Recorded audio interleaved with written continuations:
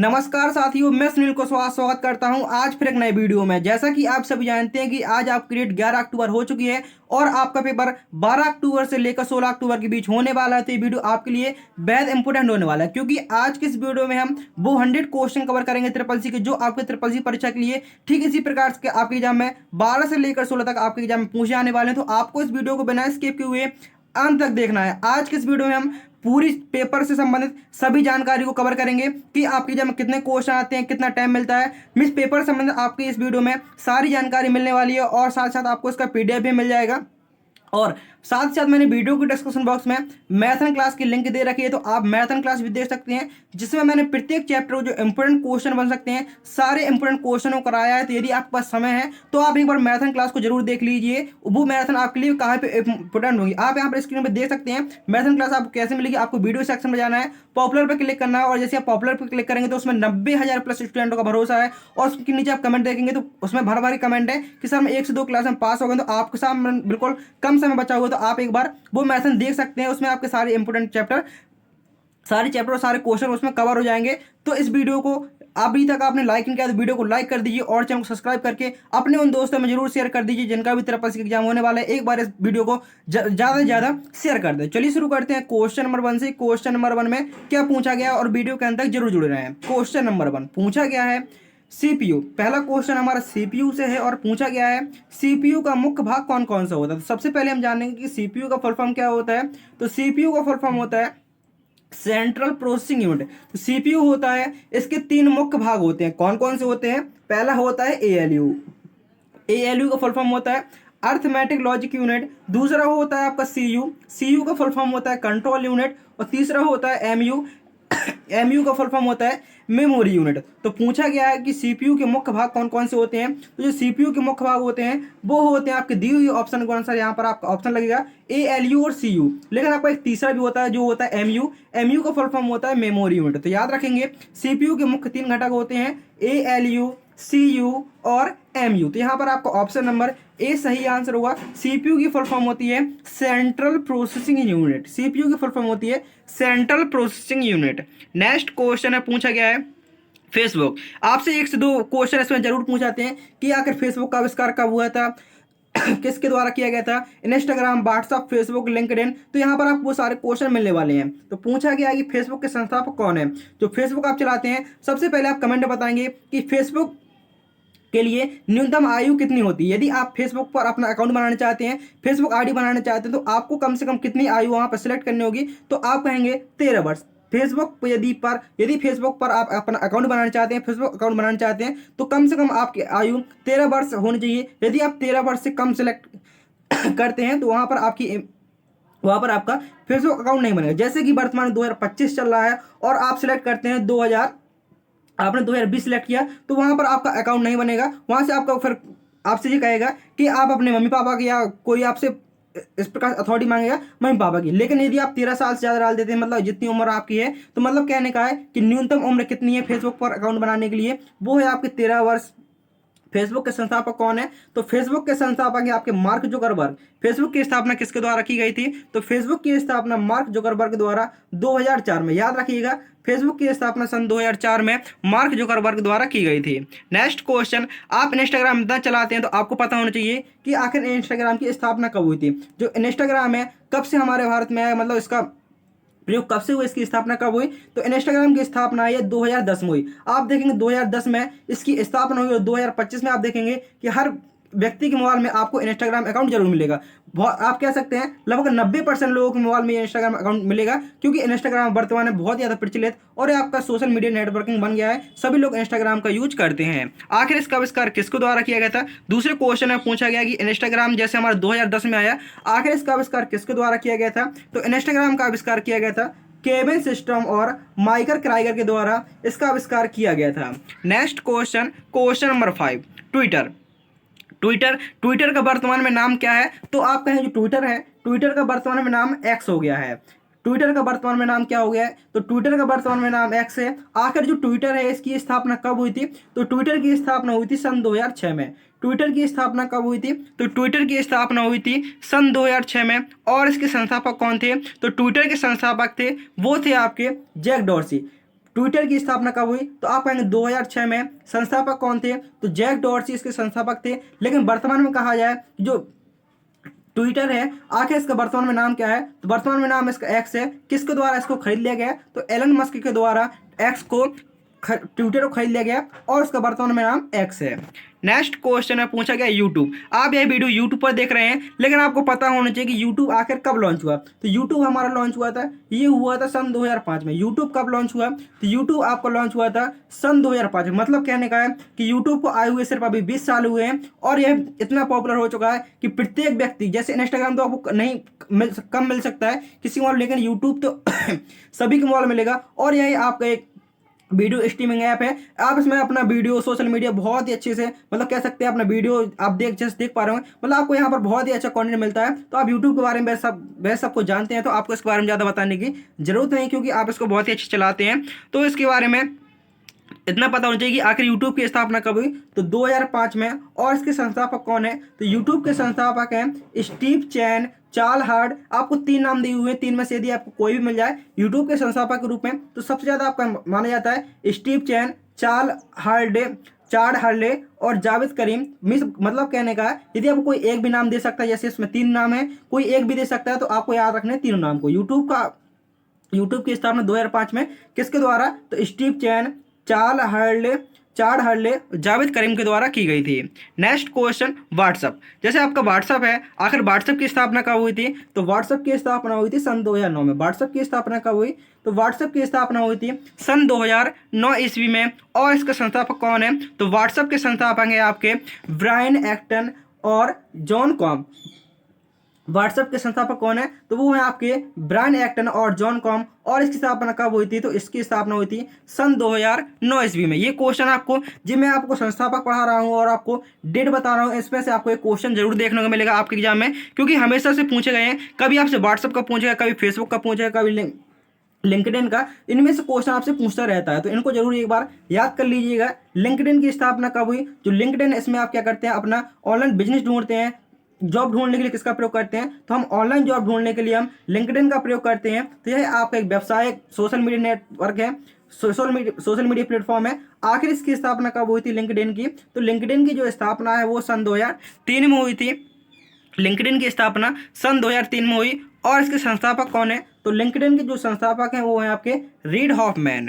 Next question में पूछा गया है स्नैपचैट। स्नैपचैट आप जानते हैं कि इसका यूज कौन करता है, तो आप सभी बताने की कोई जरूरत नहीं, सभी लोग इसमें फोटो को अच्छे दिखाने के लिए हम स्नैपचैट का यूज करते हैं। आखिर स्नैपचैट कब लॉन्च हुआ? तो स्नैपचैट आपको जो लॉन्च हुआ वह सन 2011 ईस्वी में लॉन्च हुआ। आप यहाँ पर थोड़ा स्पीड को ज़्यादा देखेंगे, क्योंकि आपके लिए टोटल 100 क्वेश्चन है। जिस प्रकार से ट्रिपल सी का पेपर आता है, ठीक उसी प्रकार से आपके लिए क्वेश्चन यहाँ पर होने वाले हैं। तो आपको वीडियो के अंत में जरूर बताना है टोटल 100 में से आपने कितने क्वेश्चनों को सही किया है। और आपको सारी इन्फॉर्मेशन देने वाला हूं, तो आपको वीडियो के बीचों बीच सारी इन्फॉर्मेशन भी मिलने वाली है ट्रिपल सी से संबंधित। तो आपको वीडियो के अंत तक जरूर जुड़े रहना है।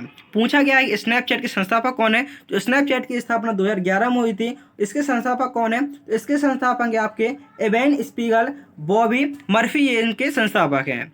Next question Telegram. आपको जैसे कि मैं आपको पीडीएफ के बारे में बता दूं, आपको पीडीएफ चाहिए, पीडीएफ आपको टेलीग्राम ग्रुप में मिलेगा। टेलीग्राम ग्रुप का नाम है सक्सेस माई गोल। जैसे चैनल का नाम है सक्सेस माई गोल, टेलीग्राम ग्रुप का भी नाम है सक्सेस माई गोल। और साथ साथ मैंने वीडियो के डिस्क्रिप्शन बॉक्स में लिंक दे रखी है। आप टेलीग्राम, जैसे आप जाएंगे टेलीग्राम को लोगो मिलेगा, जैसे आप उस पर क्लिक कर देंगे तो आप सीधे टेलीग्राम ग्रुप पर पहुंच जाएंगे। उसको ज्वाइन करना है, ज्वाइन करने के बाद आपको सारे पीडीएफ वहां से मिल जाएंगे। यदि आप पीडीएफ से पढ़ना चाहते हैं, मैराथन क्लास के भी आपको वहां से पीडीएफ मिल जाएंगे। तो टेलीग्राम की स्थापना किसके द्वारा की गई थी? तो टेलीग्राम की स्थापना ये पावेल धुरव द्वारा की गई थी। तो आंसर होगा ऑप्शन नंबर ए, टेलीग्राम की स्थापना पावेल धुरव द्वारा की गई थी। तो यहाँ से आपको जो 15 क्वेश्चन थे उनको कराया गया है, कि उम्मीद करता हूँ जो 15 क्वेश्चन है उसमें से आपको एक क्वेश्चन फंसेगा, क्योंकि हमेशा आपको कभी व्हाट्सएप से, कभी इंस्टाग्राम, फेसबुक, यूट्यूब या टेलीग्राम, लिंक्डइन, इनसे क्वेश्चन हमेशा बनता आया है। और शायद आपके एग्जाम में भी बन सकता है, किसी न किसी शिफ्ट में ये क्वेश्चन जरूर पूछा जाएगा, क्योंकि आपके एक दिन में 4 शिफ्ट में एग्जाम होते हैं। जैसे आपके कितने एग्जाम है? 12 से लेकर 16 तक एग्जाम है, मतलब 12 को भी है, 13 को भी, 14 को भी। और एक दिन में 4 शिफ्ट होती हैं। एक दिन में कितनी शिफ्ट होती है? तो आप कहेंगे एक दिन में सर हमारी 4 शिफ्ट होती है। मतलब क्या है, एक दिन में 4 शिफ्ट होती हैं, मतलब एक दिन में 4 पेपर होते हैं। तो किसी भी शिफ्ट में ये क्वेश्चन पूछ सकता है। पूछा गया क्वेश्चन नंबर 16 में। आप भी साथ साथ आप आंसर कमेंट करते चलना, जिससे सारे क्वेश्चन आपको भी याद हो सकें। पूछा गया है इंटरनेट पर डेटा को सुरक्षित रूप से भेजने के लिए कौन सा प्रोटोकॉल का प्रयोग होता है। इंटरनेट पर डेटा को सुरक्षित रूप से भेजने के लिए कौन से प्रोटोकॉल का प्रयोग होता है। कहीं पर भी आपको सुरक्षित नाम मिले तो आपको सीधे सीधे लिख देना है HTTPS, जिसका फुल फॉर्म होता है hyper text transfer protocol. FTP का फुल फॉर्म होता है फाइल ट्रांसफर प्रोटोकॉल। SMTP का फुल फॉर्म होता है सिंपल मेल ट्रांसफर प्रोटोकॉल। और POP का फुल फॉर्म होता है पोस्ट ऑफिस प्रोटोकॉल। आपसे कोई फुल फॉर्म पूछे अब आप इसको लगा सकते हैं।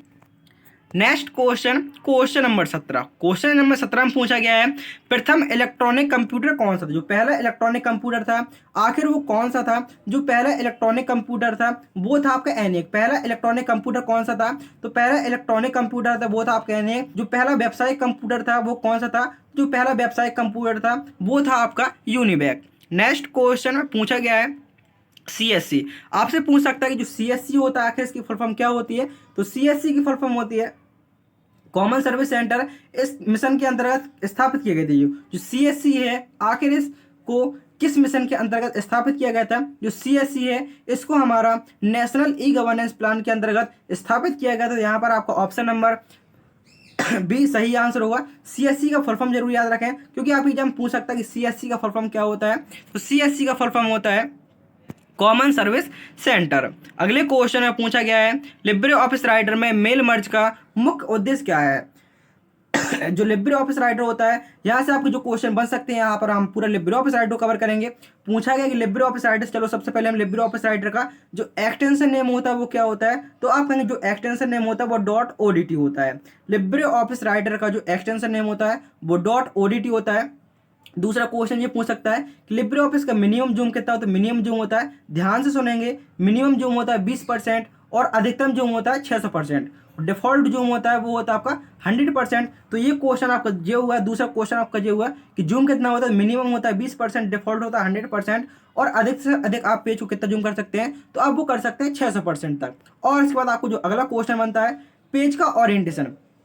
ओरिएंटेशन कितने प्रकार के होते हैं। तो ओरिएंटेशन 2 प्रकार के होते हैं, एक होता है लैंडस्केप और दूसरा होता है पोर्ट्रेट। तो जो लिब्रे ऑफिस राइटर का डिफॉल्ट पेज होता है वो होता है आपका पोर्ट्रेट। जिसकी ऊंचाई अधिक होती है वो पोर्ट्रेट कहलाता है और जिसकी चौड़ाई अधिक होती है वो आपका लैंडस्केप पेज कहलाता है। तो आपसे जो पूछ सकता है जो ओरिएंटेशन होता है वो किस प्रकार का होता है, तो वो होता है आपका पोर्ट्रेट ओरिएंटेशन होता है। और तीसरा क्वेश्चन आपको यहाँ से बन सकता है कि जो लिब्रे ऑफिस राइटर होता है उसका जो मिनिमम फॉन्ट साइज, जो फॉन्ट साइज मिनिमम होता है 6 होता है और अधिकतम होता है 96।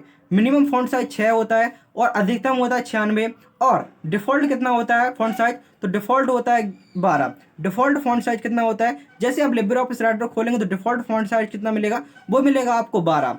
और अगली बार इसके बाद आपको कौन सा क्वेश्चन बन सकता है, इसके बाद आपको बन सकता है कि लिब्रे ऑफिस राइटर में टोटल कितने मेन्यू होते हैं। तो लिब्रे ऑफिस राइटर में टोटल 11 मेन्यू होते हैं। और हेल्प की शॉर्टकट कुंजी क्या होती है, तो हेल्प की शॉर्टकट कुंजी होती है F1।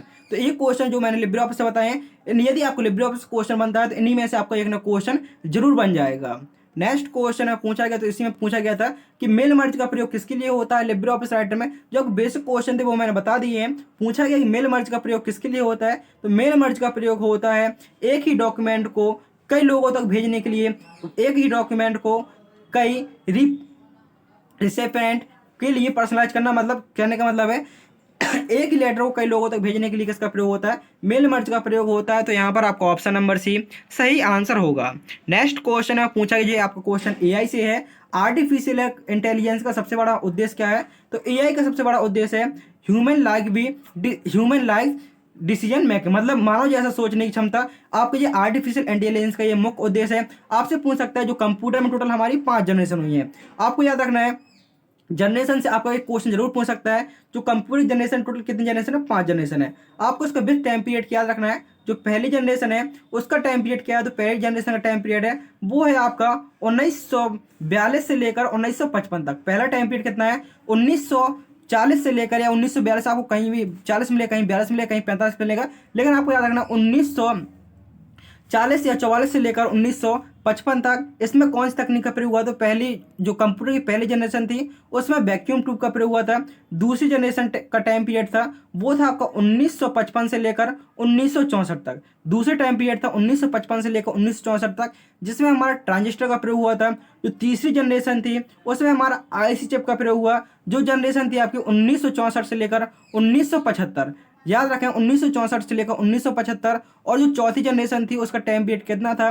तो चौथी जनरेशन का टाइम पीरियड था वो था आपका 1975 से लेकर 1990 तक। और जो पांचवी जनरेशन है उसका टाइम पीरियड था आपका 1990 से लेकर वर्तमान तक। अब तक आपकी कौन सी जनरेशन चल रही है? पांचवी जनरेशन चल रही है। और जो चौथी जनरेशन है इसमें हमारा माइक्रो प्रोसेसर का प्रयोग किया गया था। और जो पांचवी जनरेशन में आर्टिफिशियल इंटेलिजेंस तकनीक का प्रयोग किया गया था। तो उम्मीद करता हूं कि आपको जनरेशन से सारे क्वेश्चन कवर हो गए होंगे। पहले में वैक्यूम ट्यूब, दूसरे में ट्रांजिस्टर, तीसरे में आइस चिप, चौथे में माइक्रो प्रोसेसर और पांचवें में एआई का प्रयोग हुआ। तो यहाँ पर आपका ऑप्शन नंबर 20 सही आंसर होगा। लोगों जैसी, व्यक्तियों जैसी सोचने की क्षमता, उसके जैसे कार्य करने की क्षमता आपका एआई का मुख्य उद्देश्य है।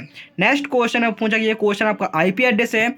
आईपी एड्रेस में आपसे पूछ सकता है कि आखिर ये कौन सी क्लास है, कौन सी क्लास का कौन सा, क्योंकि जो क्लास होती है आईपी एड्रेस में टोटल आपकी 5 क्लास होती हैं। आईपी एड्रेस की कितनी क्लास होती है? टोटल 5 क्लास होती हैं। नंबर पूछ सकता है, नंबर कितना होता है? 0 से लेकर 255 तक की इसके अंदर वैल्यू होती है। 0 से लेकर 255 तक की वैल्यू होती है। तो आपको यहाँ बताना चाहता हूँ, जो ए क्लास होती है उसकी वैल्यू होती है आपकी 0 से लेकर 127 तक। ए क्लास की वैल्यू होती है 0 से लेकर 127 तक। बी क्लास की वैल्यू होती है 128 से लेकर 192 तक। तो अब आप बताएंगे जो हमारा 172 दिया हुआ है स्टार्टिंग में, ये किस वैल्यू के अंदर आएगा? तो आपके आंसर हमारा बी क्लास के अंदर आ जाएगा। सी क्लास होती है, सी क्लास कहाँ से कहाँ तक होती है? तो वो आपके 193 से लेकर 223 तक, 223 तक होती है। और चौथी क्लास होती है 224 से लेकर 239 तक।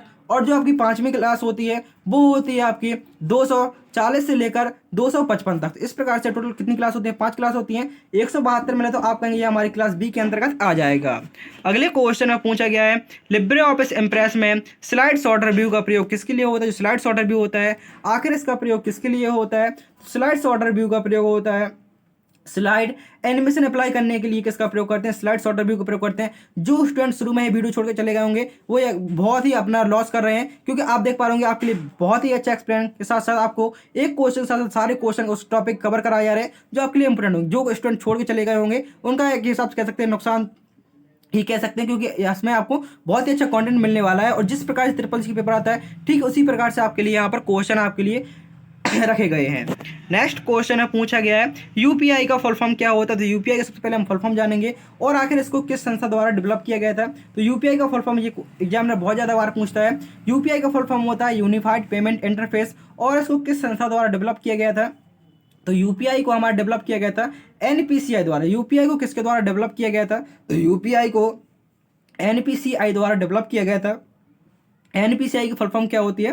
तो एनपीसीआई की फुल फॉर्म होती है national payment corporation of India. अगले क्वेश्चन में पूछा गया है लिब्रे ऑफिस कैल्क। आपके लिब्रे ऑफिस कैल्क को, चलो थोड़ा लिब्रे ऑफिस कैल्क को समझ लेते हैं। लिब्रे ऑफिस कैल्क का जो एक्सटेंशन नेम होता है वो क्या होता है? .odt। लिब्रे ऑफिस कैल्क का लिब्रे ऑफिस कैल्क जो एक्सटेंशन नेम होता है वो होता है .ods। लिब्रे ऑफिस कैल्क का एक्सटेंशन नेम होता है .ods। कॉलम आपके A column, B column, C column. Column को हम अल्फाबेट दर्शाते हैं, रो को दर्शाते हैं 1 2 3 से पहली रो, दूसरी रो, तीसरी रो। और जो एक सेल का एड्रेस होता है वो रो और कॉलम से मिलकर बनता है। जी आपका जैसे A1 है वो आपका सेल एड्रेस हो गया। सेल का एड्रेस में पहले आपका कॉलम होता है, उसके बाद आपकी क्या होती है? रो होती है। इसके बाद आप जानेंगे कि लिब्रे ऑफिस कैल्क में टोटल रो कितनी होती है, कॉलम कितने होते हैं? तो टोटल रो होती हैं 10,48,576। लिब्रे ऑफिस कैल्क में टोटल रो कितनी होती है? वो होती है 10,48,576। कॉलम कितने होते हैं? कॉलम होते हैं आपके 16,384। अंतिम कॉलम कौन सा होता है? क्योंकि मैंने बताया जो कॉलम होते हैं वो हमारे अल्फाबेट में होते हैं। अंतिम कॉलम होता है XFD। तो यहाँ पर आपका पूछा गया था, पूछ सकता है कि कितने रो होते हैं, कॉलम होते हैं। सेल क्या कहलाते हैं? रो और कॉलम से मिलने वाले पॉइंट को हम सेल कहते हैं। तो पूछा गया था लिब्रे ऑफिस कैल्क में आपके सामने एक फॉर्मूला दिया हुआ है। इस फॉर्मूले में पूछा गया बी लुकअप लगा हुआ है। तो यदि आपको बी लुकअप मिले, ये 2 प्रकार के होते हैं, एक बी लुकअप और एक एच लुकअप। यदि बी मिले तो बी का मतलब होता है वर्टिकल डेटा खोजने के लिए, एच का मतलब होता है डेटा हॉरिजॉन्टल डेटा खोजने के लिए। तो वर्टिकल मतलब क्या हो जाएगा? वर्टिकल मतलब आपके कॉलम हो जाएंगे और हॉरिजॉन्टल मतलब रो हो जाएंगे। तो यहाँ पर आपको जहाँ पर मिले कॉलम की डेटा खोजने के लिए किसका प्रयोग करेंगे, बी लुकअप का। और यदि यहाँ पर लिखा होता है रो को डेटा खोजने के लिए किसका प्रयोग करेंगे, तो बी की जगह पर एच लिखा होता। तो यहाँ पर आपका ऑप्शन नंबर ए सही आंसर होगा। नेक्स्ट क्वेश्चन है पूछा गया क्लाउड कंप्यूटिंग। जो क्लाउड कंप्यूटिंग में IaaS का फुल फॉर्म क्या होता है। जो क्लाउड कंप्यूटिंग होती है इसमें आपका डेटा तीन प्रकार से होता है। पहला IaaS और SaaS और PaaS। आपसे कोई फुल फॉर्म पूछे PaaS, इनका फुल फॉर्म जरूर याद रखिएगा। IaaS का फुल फॉर्म होता है infrastructure as a service, PaaS का फुल फॉर्म होता है प्लेटफॉर्म एज ए सर्विस और SaaS का फुल फॉर्म होता है सॉफ्टवेयर एज ए सर्विस। तीनों को फुल फॉर्म जरूर याद रखना है। तो आप कहेंगे IaaS का फुल फॉर्म सर ने अभी बताया इंफ्रास्ट्रक्चर एज ए सर्विस। तो यहाँ पर आपका ऑप्शन नंबर बी सही आंसर होगा। नेक्स्ट क्वेश्चन है पूछा गया है लिब्रे ऑफिस राइटर में Ctrl+Shift+P का प्रयोग किसके लिए होता है। तो छोटी सी बात आपको बता दूं, तो एक होता है Ctrl+Shift+P और एक होता है Ctrl+Shift+B। इस जो Ctrl+Shift+P है इसका प्रयोग होता है हमारा सुपर स्क्रिप्ट के लिए, और जो Ctrl+Shift+B शॉर्टकट कुंजी होती है इसका प्रयोग होता है सब स्क्रिप्ट के लिए। सब स्क्रिप्ट में आपके क्या हो जाए, केमिस्ट्री के सारे फॉर्मूले आ जाते हैं। जैसे आपको 2 है, आपको लाइन के हल के नीचे लिखा होता है 2 3 5 कुछ भी लिखना है, लाइन के हल के नीचे लिखने के लिए सब स्क्रिप्ट होता है, और लाइन के हल के ऊपर लिखने जैसे आपका A का स्क्वायर हो गया, B का स्क्वायर हो गया, क्या हो गया, लाइन के हल के ऊपर होते हैं, तो वो होता है आपका सुपर स्क्रिप्ट। नेक्स्ट क्वेश्चन है पूछा गया है फायरवॉल का मुख्य उद्देश्य क्या है। जो फायरवॉल है आखिर इसका मुख्य उद्देश्य क्या है, तो फायरवॉल का मुख्य उद्देश्य होता है अनऑथराइज एक्सेस को रोकना। अनाधिकृत एक्सेस को रोकने के लिए किसका प्रयोग होता है, तो अनाधिकृत एक्सेस को रोकने के लिए फायरवॉल का प्रयोग होता है। Next question digi locker. Digi locker में उपयोगकर्ता को कितनी फ्री स्टोरेज दी जाती है। जो डिजी लॉकर होता है इसमें आकर उपयोगकर्ता को कितनी स्टोरेज दी जाती है, तो वो दी जाती है आपको 2 GB। कितनी स्टोरेज दी जाती है, तो वो आपको वहाँ पर 2 GB दी जाती है। आपसे पूछ सकता है डिजी लॉकर को किसके द्वारा वेरीफाई किया जाता है, तो डिजी लॉकर को आपके आधार कार्ड द्वारा वेरीफाई किया जाता है। इसमें आप अपने सरकारी डॉक्यूमेंट सारे रख सकते हैं, जैसे आपका आधार कार्ड हो गया, पैन कार्ड हो गया, ड्राइविंग लाइसेंस हो गया, वो सारे यहाँ पर आपके रखे जाते हैं। नेक्स्ट क्वेश्चन है पूछा गया है लिब्रे ऑफिस कैल्क में जो कंडीशनल फॉर्मेटिंग होती है आखिर इसका प्रयोग किसके लिए होता है। तो लिब्रे ऑफिस कैल्क में जो कंडीशनल फॉर्मेटिंग होती है इसका प्रयोग होता है सेल वैल्यू को हाईलाइट करने के लिए। मतलब इसका प्रयोग होता है कि जो आप सेल की वैल्यू को हाईलाइट कर सकते हैं, कुछ प्रकार चेंज कर सकते हैं, तो इसके लिए आपका कंडीशनल फॉर्मेटिंग का प्रयोग होता है। मतलब कुछ उसमें इफेक्ट लगाने हैं तो आप कंडीशनल फॉर्मेटिंग से उसमें लगा सकते हैं। Next question IP address. IP address आपके सामने लिखा हुआ है IPv6 एड्रेस कितने बिट की लंबाई का होता है। जो IPv6 एड्रेस होता है यह टोटल 128 बिट का होता है। IPv6 कितने बिट का होता है, तो यह हमारी टोटल 128 बिट का होता है। इसकी फुल फॉर्म क्या होती है, तो IPv6 की फुल फॉर्म होती है इंटरनेट प्रोटोकॉल वर्जन 6। याद रखें IPv6 की फुल फॉर्म होती है इंटरनेट प्रोटोकॉल वर्जन 6। और यदि यहीं पर 4 लिखा होता है तो कि IPv4 की फुल फॉर्म क्या होती है, तो IPv4 की फुल फॉर्म होती है इंटरनेट प्रोटोकॉल वर्जन 4। यदि 4 लिखा होता तो वर्जन 4 आ जाता, और 6 लिखा है तो क्या है वर्जन 8। नेक्स्ट क्वेश्चन है क्वेश्चन नंबर 31। पूछा गया है eKYC का फुल फॉर्म क्या होता है। जो eKYC में KYC होता है इसका फुल फॉर्म क्या होता है, तो KYC का फुल फॉर्म होता है नो योर कस्टमर। तो यहाँ पर आपका ऑप्शन नंबर सी सही आंसर होगा। नेक्स्ट क्वेश्चन है पूछा गया है लिब्रे ऑफिस इम्प्रेस में स्लाइड ट्रांजिशन और एनिमेशन में क्या अंतर होता है। तो यहाँ पर आपको बताना चाहता हूँ जो ट्रांजिशन और एनिमेशन में आपको छोटा सा अंतर होता है। ये हमने एक स्लाइड बनाई, याद रखना है जी हमने क्या बनाई, ये हमने एक स्लाइड बनाई।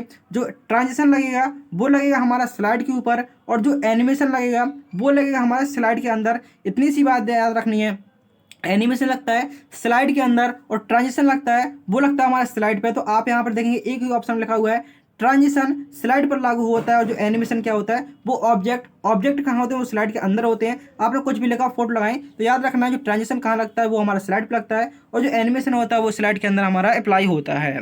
नेक्स्ट क्वेश्चन है पूछा गया है भारत नेट प्रोजेक्ट का मुख्य उद्देश्य क्या है। जो भारत नेट प्रोजेक्ट है आखिर इसका मुख्य उद्देश्य क्या है, तो भारत नेट प्रोजेक्ट का मुख्य उद्देश्य है सभी गांवों को ब्रॉडबैंड कनेक्टिविटी देना। ऑप्शन नंबर ए हमारा यहाँ पर सही आंसर होगा। Next question Libre office Calc में कौन सा फंक्शन करंट डेट और टाइम देता है। ये क्वेश्चन काफी बार पूछा गया है।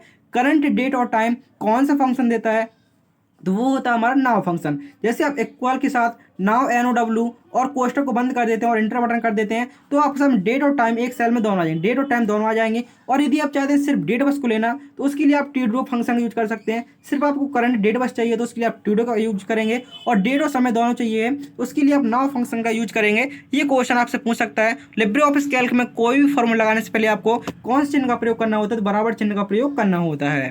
नेक्स्ट क्वेश्चन में पूछा गया है साइबर सिक्योरिटी में फार्मिंग अटैक क्या होती है। साइबर सिक्योरिटी होती है आखिर उसमें जो फार्मिंग अटैक होती है वो क्या होती है, तो साइबर सिक्योरिटी में फार्मिंग अटैक होती है वो होती है यूजर को फेक वेबसाइट पर रीडायरेक्ट करना। मतलब क्या होता है इसका, जो फार्मिंग अटैक होता है इसका मतलब होता है कि जैसे हम यूज कर रहे हैं कुछ ऐप यूज कर रहे हैं, या जैसे हम यूट्यूब पर वीडियो देख पाए तो आपके सामने ऐड आएगा तो आपको गलत वेबसाइट की तरफ रीडायरेक्ट कर देगा। जैसे आप गूगल क्रोम में कोई वेबसाइट पर जा रहे हैं तो आप वहाँ पर कुछ ढूंढ रहे हैं तो आप गलत वेबसाइट की तरफ वो रीडायरेक्ट कर देगा, वो होता है आपका farming attack.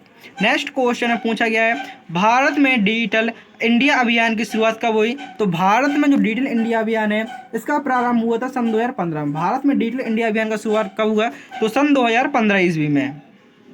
Next question Libre Office Writer में वर्ड काउंट टूल किस मेन्यू में पाया जाता है। जो वर्ड काउंट टूल है आखिर किस मेन्यू में पाया जाता है, जो वर्ड काउंट टूल है ये हमारा टूल्स मेन्यू में पाया जाता है। यहाँ पर आपका ऑप्शन नंबर बी सही आंसर होगा। आपको कमेंट में बताना कि लिब्रे ऑफिस राइटर में टोटल कितने मेन्यू होते हैं। क्वेश्चन नंबर 38 कैप्चर का मुख्य उपयोग किसके लिए होता है, कैप्चा होता है। आखिर इसका मुख्य प्रयोग किसके लिए होता है, तो इसका मुख्य प्रयोग होता है यह सुनिश्चित करने के लिए कि जो कोई कार्य कर रहा है वो कोई इंसान कर रहा है या कोई वर्ड्स कर रहा है। तो कैप्चा का प्रयोग किसके लिए होता है, तो इसका प्रयोग होता है यह सुनिश्चित करने के लिए होता है कि कोई कार्य यूजर द्वारा किया जा रहा है कि वर्ड के द्वारा। तो यहाँ पर आपका ऑप्शन नंबर बी सही आंसर होगा। नेक्स्ट क्वेश्चन में पूछा गया है DNS का मुख्य कार्य क्या है। जो DNS होता है आखिर इसका मुख्य कार्य क्या होता है, तो DNS का मुख्य कार्य होता है IP एड्रेस को डोमेन नेम में बदलना, ये इसका मुख्य कार्य होता है। नेक्स्ट क्वेश्चन में पूछा गया है ट्रोजन हॉर्स किस प्रकार का है। जो ट्रोजन हॉर्स है आखिर ये क्या है, तो ये हमारा एक मेलिशियस सॉफ्टवेयर है, ये मालवेयर के अंतर्गत आता है। ट्रोजन हॉर्स क्या है, ये आपका एक मेलिशियस सॉफ्टवेयर है, इसको हानिकारक प्रोग्राम के रूप में जाना जाता है ट्रोजन हॉर्स को। नेक्स्ट क्वेश्चन में पूछा गया है भारत का पहला सुपर कंप्यूटर परम 8000 कब बनाया गया। जो परम 8000 सुपर कंप्यूटर है आखिर इसको कब बनाया गया, तो आपको याद रखना जो परम 8000 ये क्या है, ये हमारा सुपर कंप्यूटर है। इसको सन 1991 में बनाया गया था। किसके द्वारा बनाया गया था, तो विजय भाटकर BIJAY विजय भाटकर पांडुरंग के द्वारा 1991 में भारत का पहला सुपर कंप्यूटर बनाया गया था। नेक्स्ट क्वेश्चन गूगल ड्राइव किसका उदाहरण है। जो गूगल ड्राइव है आखिर ये किसका उदाहरण है, क्लाउड स्टोरेज का, ऑफलाइन सॉफ्टवेयर, ऑपरेटिंग सिस्टम या इनपुट डिवाइस का। जो गूगल ड्राइव है यह हमारा उदाहरण है क्लाउड स्टोरेज का। ऑप्शन नंबर ए हमारा यहाँ पर सही आंसर होगा।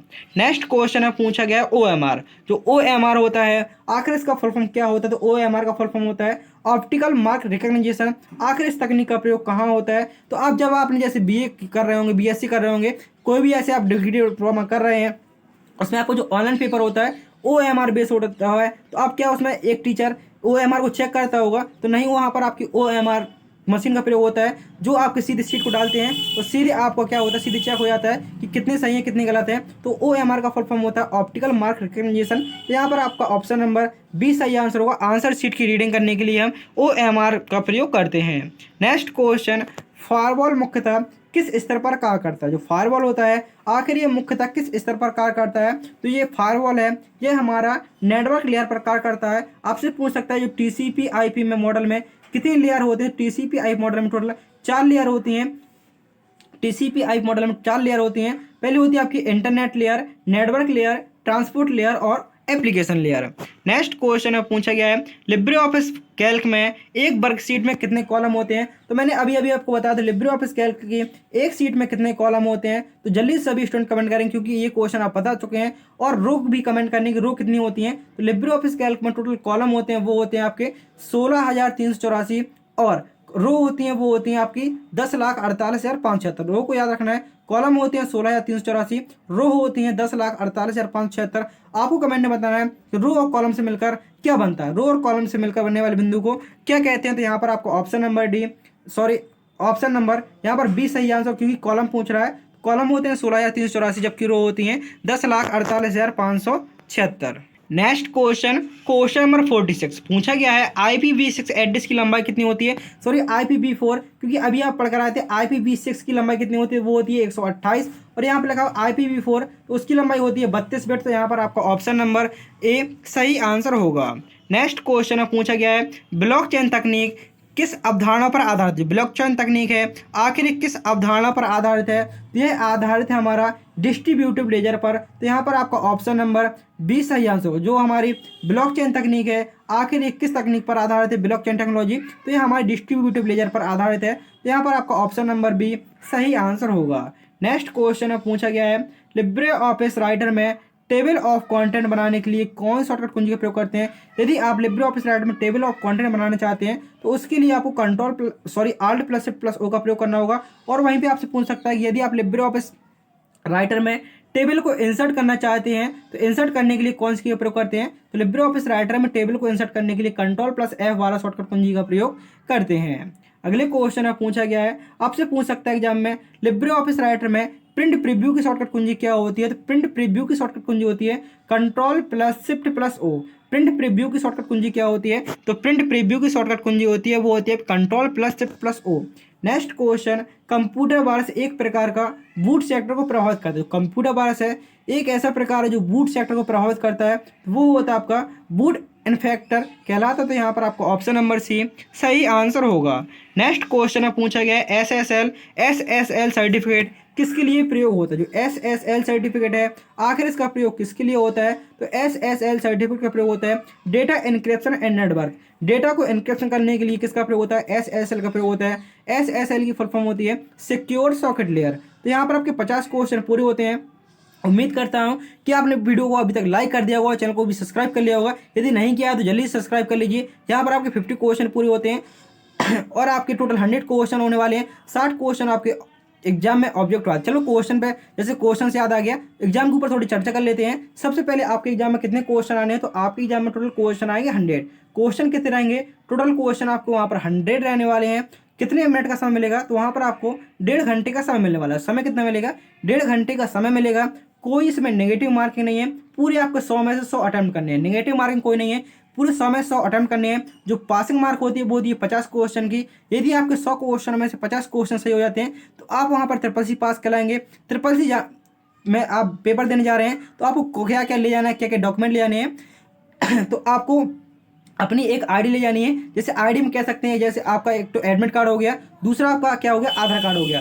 एडमिट कार्ड हो गया, आधार कार्ड को ओरिजिनल ले जाना है, याद रखना है। आधार कार्ड की फोटो कॉपी नहीं ले जानी है, आधार कार्ड को आपको ओरिजिनल ले जाना है और साथ में अपनी एक फोटो ले जानी है। और एडमिट कार्ड में नीचे इंस्ट्रक्शन लिखे होंगे, आप एक बार इंस्ट्रक्शन को जरूर पढ़ लीजिएगा कि वो क्या क्या आपसे मंगा रहे हैं। लेकिन आपको आधार कार्ड ओरिजिनल आधार कार्ड होगा वो आपका ओरिजिनल होगा, एक फोटो, और साथ साथ आपको क्या ले जाना है, आपको एडमिट कार्ड लेकर जाना है अपने एग्जाम सेंटर में। और इसके बाद आपको कोई भी डाउट होता है तो आप वीडियो कमेंट बॉक्स में पूछ सकते हैं, उसका आंसर आपको जरूर मिलेगा। और मैंने वीडियो के डिस्क्रिप्शन बॉक्स में टेलीग्राम ग्रुप की लिंक दे रखी है, तो आपको वहाँ पर इसका PDF भी मिल जाएगा और मैथन क्लास के भी PDF मिल जाएंगे। तो आप वीडियो को जरूर लाइक करके चैनल को सब्सक्राइब कर लीजिए। नेक्स्ट क्वेश्चन पूछा, क्योंकि जब आपका रिजल्ट आ जाएगा तो सबसे पहले आपको यहाँ पर नोटिफिकेशन मिल जाएगी कि रिजल्ट कब आएगा। रिजल्ट आने के बाद आपका सर्टिफिकेट आता है, तो सबसे पहले आपको यहाँ पर नोटिफिकेशन मिल जाएगी। तो चैनल को सब्सक्राइब जरूर कर लीजिएगा। पूछा गया है लिब्रे ऑफिस इम्प्रेस में स्लाइड सॉर्टर व्यू की शॉर्टकट कुंजी क्या होती है। स्लाइड सॉर्टर, यहाँ पर स्लाइड सॉर्टर ना होकर स्लाइड शो को शुरू करने के लिए कौन सी का प्रयोग करते हैं, तो लिब्रे ऑफिस इम्प्रेस में स्लाइड शो को शुरू करने की शॉर्टकट कुंजी होती है वो होती है हमारी F5। नेक्स्ट क्वेश्चन में पूछा गया है रूटकेट किस प्रकार का खतरा, जो रूटकेट है आखिर ये किस प्रकार का खतरा होता है। जो रूटकेट होता है ये हमारा एक प्रकार का मेलवेयर होता है। अगले क्वेश्चन में पूछा गया है ई गवर्नेंस का vision statement seamless access secure and authentic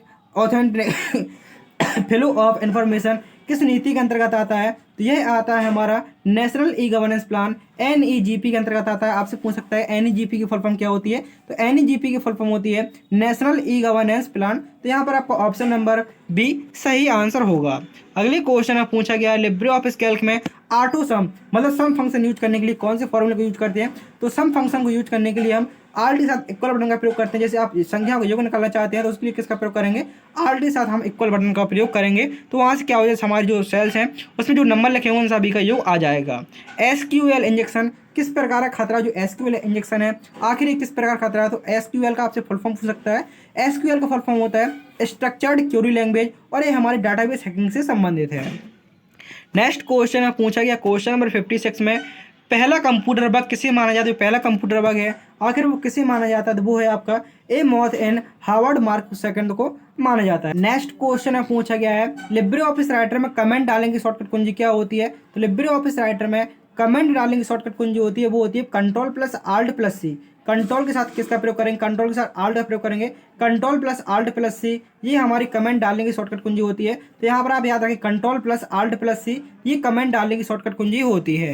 next question है पूछा गया है RAID टेक्नोलॉजी का मुख्य उद्देश्य क्या है। जो RAID टेक्नोलॉजी है आखिर इसका मुख्य उद्देश्य क्या होता है। तो RAID टेक्नोलॉजी का मुख्य उद्देश्य होता है डेटा सिक्योरिटी एंड रेडुडेंसी। ये हमारा RAID टेक्नोलॉजी का मुख्य उद्देश्य होता है। UPI 2.0 कौन सी नई सुविधा से जोड़ी गई है। जो UPI 2.0 है, UPI का फुल फॉर्म होता है यूनिफाइड पेमेंट इंटरफेस। यह कौन सी नई सुविधा जोड़ी गई है, इसमें हमारा जोड़ा गया है ओवरड्राफ्ट फैकल्टी। ऑप्शन नंबर है हमारा यहाँ पर बी सही आंसर होगा। और इसके बाद आपका क्वेश्चन नंबर 60 में पूछा गया है लिब्रे ऑफिस कैल्क में सेल रेफरेंस जो हमेशा स्थिर रहता है। जैसे आपको कोई सेल रेफरेंस है आखिर वो स्थिर कब रहेगा, जब हमारी सेल एब्सोल्यूट होगी। जब सेल हमारी एब्सोल्यूट होगी वो हमारी सेल स्थिर रहेगी। एब्सोल्यूट सेल रेफरेंस किस प्रकार का होता है, जैसे आपका डॉलर चिन्ह बना देगा पहले, उसके बाद कॉलम लिख देगा और उसके बाद फिर से डॉलर और उसके बाद आप क्या लिख देगा, रो को लिख देगा। ये हमारी एब्सोल्यूट सेल रेफरेंस होती है। आपसे पूछ सकते हैं कि सेल को एब्सोल्यूट करने के लिए कौन से चिन्ह का प्रयोग करते हैं। तो सेल को एब्सोल्यूट करने के लिए हम डॉलर चिन्ह का प्रयोग करते हैं रो और कॉलम में। तो यहाँ पर आपके जो 60 क्वेश्चन थे ऑब्जेक्टिव वो पूरे होते हैं। अब यहाँ से आपके क्वेश्चन ट्रू फॉल्स के होंगे। एक क्वेश्चन और है आपका AI का वह है ह्यूमन ब्रांच, AI का वह ब्रांच जो ह्यूमन लैंग्वेज को समझने के केंद्रित है, वो है आपका NLP नेचुरल लैंग्वेज प्रोसेसिंग। यहाँ पर आपका ऑप्शन नंबर बी सही आंसर होगा। यहाँ से आपके क्वेश्चन क्या है ट्रू फॉल्स के स्टार्ट है। जिस प्रकार से आपके एग्जाम में ट्रू फॉल्स क्वेश्चन भी आते हैं, क्वेश्चन थोड़ा आपको एग्जाम में लेंदी होगा, आपको वहाँ पर बिल्कुल भी नहीं घबराना है। क्वेश्चन थोड़ा लेंदी रहेगा लेकिन आप क्वेश्चन को 1 से 2 बार पढ़िएगा। आपको वहाँ पर पर्याप्त समय 1.5 घंटा मिलने वाला है 100 क्वेश्चन के लिए। क्वेश्चन को अच्छे से पढ़ना है और क्वेश्चन को याद रखना है। एक छोटी सी मिस्टेक स्टूडेंट बहुत करते हैं, आपको क्वेश्चन को एक भी छोड़ना नहीं है। छोड़ना किस प्रकार नहीं है, आपके सामने जैसे पहला क्वेश्चन आया वो क्वेश्चन आपसे बन रहा हो तो भी करना है, नहीं भी बन रहा हो तो भी करना है। आपको इसलिए क्वेश्चन को नहीं छोड़ना है। ये क्वेश्चन हम बाद में कर लेंगे क्योंकि ऐसे में पेपर क्वेश्चन हमें से छूट जाते हैं। आपको क्वेश्चन यदि बन रहा है तो भी करना है और नहीं भी बन रहा है तो भी आपको पेपर को पूरा करना है। मतलब क्वेश्चन को आपको छोड़ना, जैसे आपने 1 कर लिया आप सोचेंगे 5 में कर लें 10 में कर लें, ऐसा बिल्कुल भी नहीं करना है। आपने क्वेश्चन 1 शुरू होगा, 1 करना है, 2 करना है, 3 करना है, 4 करना है। ठीक इसी प्रकार से आपके लिए वहाँ पर क्वेश्चन करते जाना है क्योंकि एक इसकी छोटी सी वो रहती है, क्या कह सकते हैं कि एक इसका छोटा सा प्राइवेसी रहती है, प्राइवेसी कहते हैं उसको। एक छोटी सी प्राइवेसी रहती है कि आपको प्रत्येक क्वेश्चन के लिए 30 सेकंड समय मिलेगा। जैसे पहले क्वेश्चन में आपको 30 सेकंड समय मिला, यदि आप इस 30 सेकंड में कर लेते हैं तो ठीक है। यदि आप 30 सेकंड में नहीं कर पाते तो आपको 1 मिनट 2 मिनट अधिक से अधिक आप कितना समय ले सकते हैं, लेकिन कम से कम आपको प्रत्येक क्वेश्चन पर 30 सेकंड तक रुकना होगा। इसके बाद आपका नेक्स्ट क्वेश्चन जनरेट होगा। जैसे आपने पहला क्वेश्चन किया और आपने दूसरा छोड़ दिया तो आपको पहला क्वेश्चन आपने 30 सेकंड ये आपका लग गया, आपने दूसरे पे गए आपको ये 30 सेकंड लेगा और इसके बाद आपको जो नेक्स्ट पे जाएगा। आपने इसको किया नहीं किया उससे मतलब नहीं है। जब आप अगले क्वेश्चन पे जाएंगे तो आपको 30 सेकंड का समय रोकना पड़ेगा और जब अगले क्वेश्चन से फिर पिछले पाएंगे तो फिर भी आपको 30 सेकंड रोकना पड़ेगा। इसी प्रकार से आपको समय बहुत ज़्यादा हो जाएगा। इसलिए आपको एक भी क्वेश्चन को छोड़ना नहीं है, सीधे जो क्वेश्चन आएगा सीधे उसको करते ही जाना है। छोड़ना एक भी क्वेश्चन नहीं है। मेरी बात मानिएगा, आप शुरू से पहले क्वेश्चन से स्टार्ट होगा, आपको एक भी नहीं छोड़ना है, शुरू से सीधे करते जाना है। बन रहा है तो अच्छी बात है, नहीं बन रहा तो फिर भी उसमें टेक का आपको करना है। और आप को एक छोटी सी बात ये बता दूं, आपके लिए एक छोटा सा वीडियो है कि आपको 5 मिस्टेक कौन कौन सी नहीं करनी एग्जाम से पहले, तो मैं उसकी भी वीडियो की डिस्क्रिप्शन बॉक्स में लिंक डाल दूंगा, तो आप वो वीडियो देख लीजिएगा जिसमें आपको 5 गलतियां वो कौन कौन सी नहीं करनी है। आपके लिए एक छोटा सा वीडियो है 5 से 7 मिनट का, आप उसको एग्जाम से पहले एक बार जरूर देख लीजिएगा। नेक्स्ट क्वेश्चन है पूछा गया है लिब्रे ऑफिस इम्प्रेस में ट्रांजिशन और एनिमेशन दोनों अलग अलग होते हैं। तो आप कहेंगे बिल्कुल सही, क्योंकि अभी हम पढ़ कर आए हैं जो एनिमेशन और ट्रांजिशन दोनों अलग अलग होते हैं। रैम का फुल फॉर्म होता है रैंडम एक्सेस मेमोरी। क्या यह एक नॉन वोलेटाइल मेमोरी? तो आंसर हो गलत, क्योंकि ये रैम क्या है, रैम हमारी एक वोलेटाइल मेमोरी है ना कि नॉन वोलेटाइल। जो नॉन वोलेटाइल मेमोरी है वो होती है हमारी रोम। नेक्स्ट क्वेश्चन में पूछा गया है बायोमेट्रिक ऑथेंटिकेशन में फिंगरप्रिंट रेटिना आइरिस स्कैन होते हैं। तो आंसर होगा 2। जब आप बायोमेट्रिक करते हो, कभी कभी आपकी जब आप पेपर देने जाएंगे, कोई जैसे बड़ा एग्जाम जैसे SSC का एग्जाम देने जाते हैं, तो उसमें आपकी रेटिना से आपका क्या होता है, बायोमेट्रिक होती है। छोटे मोटे कामों में आपकी फिंगर से हो जाती है। कहीं कहीं आप मतलब कहने का है जो बायोमेट्रिक होती है वो आपके रेटिना से हो सकती है, आंखों से, आइरिस से और फिंगरप्रिंट से, किसी के माध्यम से हो सकती है। ईमेल में सीसी का मतलब कार्बन कॉपी और बीसीसी का मतलब ब्रांड कार्बन कॉपी होता है, तो आंसर होगा सही। सीसी का मतलब होता है कार्बन कॉपी और बीसीसी का मतलब होता है ब्लाइंड कार्बन कॉपी। यूएसएसडी का फुल फॉर्म क्या होता है? जो यूएसएसडी होता है आखिर इसका फुल फॉर्म क्या होता है? तो यूएसएसडी का फुल फॉर्म होता है unstructured supplementary secure data. Unstructured supplementary data, unstructured supplementary service data, ये हमारे यूएसएसडी का पूरा नाम होता है। नेक्स्ट क्वेश्चन अब पूछा गया क्वेश्चन नंबर 67 में, आईआरसीटीसी से तत्काल टिकट बुक कर सकते हैं, करने के लिए मेल आता है, तो आंसर होगा ट्रू। आप आईआरसीटीसी के माध्यम से घर बैठे अपना टिकट बुक कर सकते हैं और चेक कर सकते हैं कि ट्रेन में आपके लिए सीट है, वेटिंग है, नहीं है, कि आपको सीट मिल रही है, वेटिंग में है, कितना टिकट है, आप सारा आईआरसीटीसी के माध्यम से अपने घर बैठे सारी की जानकारी ले सकते हैं। रोम एक वोलेटाइल मेमोरी, तो आंसर होगा गलत, क्योंकि रोम किस प्रकार की मेमोरी है? तो ये हमारी नॉन वोलेटाइल मेमोरी है। रोम किस प्रकार की मेमोरी है? तो नॉन वोलेटाइल मेमोरी है। आपको कमेंट में बताना है कि रोम की फुल फॉर्म आखिर क्या होती है। आपको स्पीड शुरू से जैसे मैं कहता रहा हूँ कि आपको स्पीड थोड़ा ज़्यादा लग रही होगी, आप इसको नॉर्मल से भी कम में कर सकते हैं, आसानी से देख सकते हैं, लेकिन आपके पास समय कम बचा हुआ तो आप मेरी मजबूरी बनती है कि मैं आपको क्वेश्चन स्पीड में बहुत ही अच्छी तरीके से सारे क्वेश्चन को एक्सप्लेन करते हुए बता दूं। उमंग ऐप से खोया हुआ मोबाइल खो सकते हैं, तो आंसर हो गलत। उमंग ऐप से आप खोया हुआ मोबाइल नहीं खो सकते, लेकिन यदि आपका मोबाइल खो गया तो आप उसको CEIR वेबसाइट के माध्यम से खोज सकते हैं, वहां पर अपनी रिपोर्ट को दर्ज कर सकते हैं। पीडीएफ एक लोकप्रिय दीर्घकालिक निवेश होता है, तो आंसर होगा सही। पीडीएफ का फुल फॉर्म होता है पोर्टेबल डॉक्यूमेंट, सॉरी यहाँ पीपीएफ लिखा हुआ है, पीपीएफ का फुल फॉर्म होता है पब्लिक प्रोविडेंट फंड, पीपीएफ का फुल फॉर्म होता है। आपसे पूछ सकते हैं पीडीएफ का फुल फॉर्म क्या होता है? पीडीएफ, तो पीडीएफ का फुल फॉर्म होता है, पीडीएफ का फुल फॉर्म होता है, वो होता है आपका product portable document format. PDF का फुल फॉर्म क्या होता है? पीडीएफ का फुल फॉर्म होता है पोर्टेबल डॉक्यूमेंट फॉर्मेट, और पीपीएफ का फुल फॉर्म होता है public provident fund. Next question पूछा गया है, पेज के नीचे जो होता है उसे फुटर कहते हैं। जो जैसे आपका पेज है नीचे वाला एरिया क्या फुटर कहलाता है, तो आंसर होगा ट्रू। जो ऊपर वाला हिस्सा क्या कहलाता है? ऊपर वाला हिस्सा हमारा हेडर कहलाता है। नेक्स्ट क्वेश्चन पूछा गया, वीडियो एक इनपुट आउटपुट डिवाइस है, तो क्या यह वीडियो एक इनपुट आउटपुट डिवाइस है? तो आंसर होगा आपका ट्रू। वीडियो हमारा एक आउटपुट डिवाइस किसके अंतर्गत आ जाता है? ये हमारा आउटपुट के अंतर्गत आ जाता है वीडियो। नेक्स्ट क्वेश्चन, वीडियो का फुल फॉर्म देख सकते हैं visual display unit. Next question पूछा गया है, कंप्यूटर में वायरस भेजना IT एक्ट 2000 के सेक्शन 43, 66 और 66 ए के अंतर्गत आता है, तो आंसर होगा आपका ट्रू। आपसे पूछ सकता है कि सिक्योरिटी में जो आपका जो IT एक्ट है वो किसके अंतर्गत आता है? तो वो हमारे 2000 सेक्शन के अंतर्गत आता है, IT एक्ट 2000। जो आपकी धोखाधड़ी होती है वो कानून आपका कब आया था? तो वो आपका कानून की बात कर रहा हूँ, कानून आया था IT एक्ट 2000 आपकी ईस्वी में आया था। नेक्स्ट क्वेश्चन पूछा गया है, QR कोड, जो QR कोड होता है ये संपर्क रहित कार्य करता है, तो आंसर होगा ट्रू। QR का फुल फॉर्म होता है क्विक रिस्पॉन्स कोड। QR का फुल फॉर्म क्या होता है? तो QR का फुल फॉर्म होता है quick response code. Next question पूछा गया है, अमेजॉन सोशल नेटवर्क है, जो अमेजॉन है क्या यह सोशल नेटवर्क प्लेटफॉर्म है? तो आप कहेंगे नहीं, इससे हम क्या करते हैं, हम ऑनलाइन इसमें सामान मंगाते हैं, ना कि हमारा यह सोशल नेटवर्क प्लेटफॉर्म है। सोशल नेटवर्क में आपका क्या जाएगा, जैसे आपका इंस्टाग्राम हो गया, फेसबुक हो गया, ये हमारे सोशल नेटवर्क में आ जाते हैं। नेक्स्ट क्वेश्चन पूछा गया क्वेश्चन नंबर 76 में, इनक्रिप्शन सुरक्षा के लिए प्रयोग होता है। इनक्रिप्शन है क्या यह सुरक्षा के लिए प्रयोग होता है? तो आपका आंसर होगा ट्रू। इनक्रिप्शन का प्रयोग किसके लिए होता है? तो इनक्रिप्शन का प्रयोग होता है वो हमारी सुरक्षा के लिए होता है। TCP/IP इंटरनेट से जुड़ा प्रोटोकॉल है। TCP/IP का फुल फॉर्म होता है ट्रांसमिशन कंट्रोल प्रोटोकॉल। IP का फुल फॉर्म होता है इंटरनेट प्रोटोकॉल। क्या यह इंटरनेट से जुड़ा प्रोटोकॉल है? तो आंसर होगा आपका यहाँ पर ट्रू। अगले क्वेश्चन पूछा गया है, एंटीवायरस कंप्यूटर को नुकसान पहुंचा सकता है। जो एंटीवायरस होता है क्या यह कंप्यूटर को नुकसान पहुंचा सकता है? तो आंसर होगा आपका फॉल्स। एंटीवायरस का कार्य होता है कि आपको कंप्यूटर को सेफ रखना, वायरस से बचाने के लिए किसका प्रयोग करते हैं? हम एंटीवायरस सॉफ्टवेयर का प्रयोग करते हैं। नेक्स्ट क्वेश्चन पूछा गया 100 के नोट का साइज, जो आपके 100 का नोट, क्योंकि आपके एग्जाम में 2 से 3 क्वेश्चन आपके करंट से भी पूछ सकता है। जैसे आपका 100 के नोट का साइज कितना होता है? तो 66 mm बोले 142 होता है, तो आंसर होगा आपका ट्रू। नेक्स्ट क्वेश्चन पूछा गया है 500 के नोट का साइज कितना होता है? जी नोटों के साइज जरूर याद कर लीजिएगा, और किस नोट में कौन सा प्रतीक बना हुआ है थोड़ा उनको भी आप एक बार देख सकते हैं। तो 500 के नोट का साइज आपका ये होता है। नेक्स्ट क्वेश्चन पूछा कि जो नेफ्ट और RTGS फंड ट्रांसफर के तरीके, जो RTGS और नेफ्ट हैं क्या यह दोनों हमारे फंड ट्रांसफर के तरीके हैं? फंड ट्रांसफर मतलब पैसों को ट्रांसफर करने के लिए इन दोनों का प्रयोग कर सकते हैं, तो आंसर होगा ट्रू। RTGS का फुल फॉर्म होता है रियल टाइम ग्रॉस सेटलमेंट, और जो आपका नेफ्ट होता है, नेफ्ट का फुल फॉर्म होता है नेशनल इलेक्ट्रॉनिक फंड ट्रांसफ़र। तो यहाँ पर आपका आंसर होगा ट्रू। नेफ्ट का फुल फॉर्म होता है नेशनल इलेक्ट्रॉनिक फंड ट्रांसफ़र और आरटीजीएस का फुल फॉर्म होता है real time gross settlement.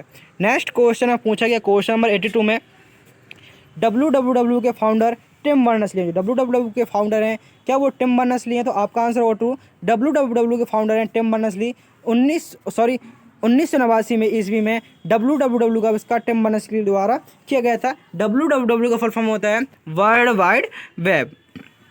Next question, transaction ID और रेफरेंस नंबर एक होते हैं। तो ट्रांजैक्शन आईडी होती है, रेफरेंस नंबर होते हैं, क्या ये दोनों एक ही होते हैं? तो आंसर होगा गलत, क्योंकि जो आईडी और ट्रांजैक्शन आईडी होती है वो ये दोनों अलग अलग होते हैं हमारे। नेक्स्ट क्वेश्चन जी फेसबुक का क्वेश्चन है जैसे मैंने आपको बताया था फेसबुक अकाउंट बनाने के लिए न्यूनतम उम्र कितनी होनी चाहिए, न्यूनतम उम्र कितनी होनी चाहिए? तो न्यूनतम उम्र आपकी होनी चाहिए 13 वर्ष, कम से कम आपकी उम्र 13 वर्ष होनी चाहिए। उसके यदि आपकी उम्र 13 वर्ष से कम है तो आप वहाँ पर अपना अकाउंट नहीं बना सकते हैं। नेक्स्ट क्वेश्चन है पूछा गया है, इंटरनेट एक्सप्लोरर एक वेब ब्राउजर, जो इंटरनेट एक्सप्लोरर है क्या यह एक वेब ब्राउजर है? तो आंसर होगा हमारा ट्रू। नेक्स्ट क्वेश्चन, Ctrl+F का प्रयोग फाइंड करने के लिए करते हैं। तो Ctrl+F के माध्यम से आप कुछ भी नाम को, कोई भी आप डेटा फाइंड करना चाहते हैं तो Ctrl+F के माध्यम से उसको खोज सकते हैं।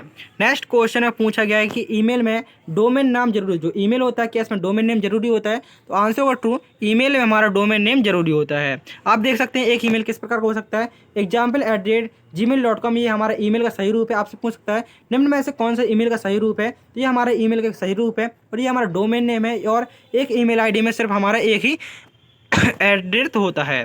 नेक्स्ट क्वेश्चन है पूछा गया कि ईमेल भेजने के लिए रिसीवर का ऑनलाइन होना जरूरी है? तो आप कहेंगे बिल्कुल नहीं, ऐसा बिल्कुल जरूरी नहीं है। जैसे आप किसी को मेल भेज रहे हैं वो ऑनलाइन हो ऑफलाइन हो उससे मतलब नहीं है, लेकिन जब वो ऑनलाइन हो उसके पास पहुंच जाएगा, लेकिन अपने पास से पहुंच जाएगा क्योंकि आपने के द्वारा मैसेज को भेज दिया गया है। नेक्स्ट क्वेश्चन है पूछा गया है, कंप्यूटर आधारित ऑपरेशन को कंप्यूटर एडेड सर्जरी कहते हैं, जो CAS कहते हैं। कंप्यूटर आधारित ऑपरेशन को CAS कंप्यूटर एडेड सर्जरी कहते हैं। तो आंसर होगा आपका ट्रू। नेक्स्ट क्वेश्चन है पूछा गया है, वैक्यूम ट्यूब का प्रयोग कंप्यूटर की पहली पीढ़ी में हुआ? तो अब मैंने आपको 5 पीढ़ियाँ बताई हैं। पहली पीढ़ी में वैक्यूम ट्यूब, दूसरे में ट्रांजिस्टर, तीसरे में आईशिप, चौथे माइक्रो प्रोसेसर और 5वें में AI का प्रयोग हुआ। तो आप कहेंगे बिल्कुल यहाँ पर सही। नेक्स्ट क्वेश्चन है पूछा गया है, हैकर मोबाइल चुराने के बाद उसकी सेटिंग नहीं बदल सकता? तो बिल्कुल गलत है। हैकर है आपका मोबाइल, हैकर मोबाइल, जब आपका मोबाइल चोरी हो गया तो वो सेटिंग क्या सब कुछ बदल सकता है, आपका सिस्टम तोड़ फेंक देगा, कुछ भी उसमें कर सकता है। जब आपका कोई मोबाइल हैक कर सकता है तो वो आप वहाँ से कुछ भी कर सकता है। नेक्स्ट क्वेश्चन है पूछा, जो 200 के नोट का रंग स्टोन ग्रे होता है? तो आंसर होगा फॉल्स। जो आपने 200 का नोट देखा होगा क्या उसका रंग स्टोन ग्रे होता है? आपका आंसर होगा फॉल्स, क्योंकि जो 200 का नोट है उसका रंग होता है आपका ब्राइट येलो। 200 के नोट का रंग कैसा होता है? वो होता है आपका ब्राइट येलो। पूछा गया कि ARPANET एक सर्च इंजन है? तो आंसर होगा फॉल्स, क्योंकि ARPANET क्या है? यह पहला नेटवर्क था। ARPANEट का फुल फॉर्म होता है advance research project agency network. ARPANET का फुल फॉर्म क्या होता है? ARPANEट का फुल फॉर्म होता है advance research project agency network. Next question है पूछा गया क्वेश्चन नंबर 94 में, डिजी लॉकर में आधार कार्ड जरूरी होता है? तो आप कहेंगे सही, क्योंकि मैंने आपको बता दी यदि आप डिजी लॉकर जब आपने फॉर्म भराया होगा वहाँ पर आपकी एक ID लगी होगी, ABC ID आपकी डिजी लॉकर बनी होगी और वो आपका आधार कार्ड से वेरीफाई हुआ होगा और ये आपके एक मोबाइल नंबर से, और जो आपका आधार कार्ड मोबाइल नंबर है उससे वेरीफाई आपका ये हुआ होगा डिजी लॉकर। नेक्स्ट क्वेश्चन है पूछा गया है, डिजिटल इंडिया का vision transformation India into digitally empowered society and knowledge economy होता है। तो आंसर होगा आपका यहाँ पर ट्रू। नेक्स्ट क्वेश्चन है पूछा गया क्वेश्चन नंबर 96 में, कुकीज का प्रयोग यूजर की ब्राउजिंग इन्फॉर्मेशन को स्टोर करता है? जो कुकीज होता है क्या यह यूजर की इन्फॉर्मेशन को स्टोर करता है कहीं ना कहीं? तो आंसर होगा ट्रू। कुकीज का कार्य होता है कि यूजर की इन्फॉर्मेशन को कहीं ना कहीं पर आपके स्टोर करना, ये कुकीज का कार्य होता है। कंप्यूटर में कैश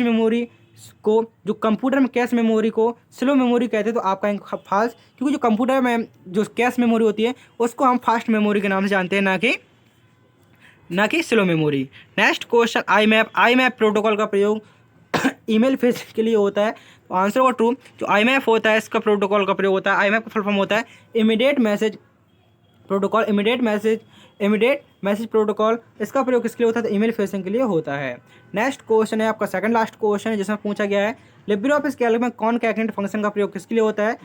तो आप कहेंगे टेक्स्ट को जोड़ने के लिए कॉनकैटनेट फंक्शन का यूज होता है। और ये आपका लास्ट क्वेश्चन नंबर 100 में पूछा गया है एफटीपी। एफटीपी में ऐप का मतलब फाइल होता है, जो एफटीपी होता है एफटीपी में क्या ऐप का मतलब फाइल होता है? तो आप कहेंगे बिल्कुल सही है, एफटीपी का मतलब होता है फाइल, एफटीपी का फुल फॉर्म होता है फाइल ट्रांसफर प्रोटोकॉल, और ऐप का मतलब होता है फाइल। तो यहाँ पर आपके 100 क्वेश्चन पूरे होते हैं।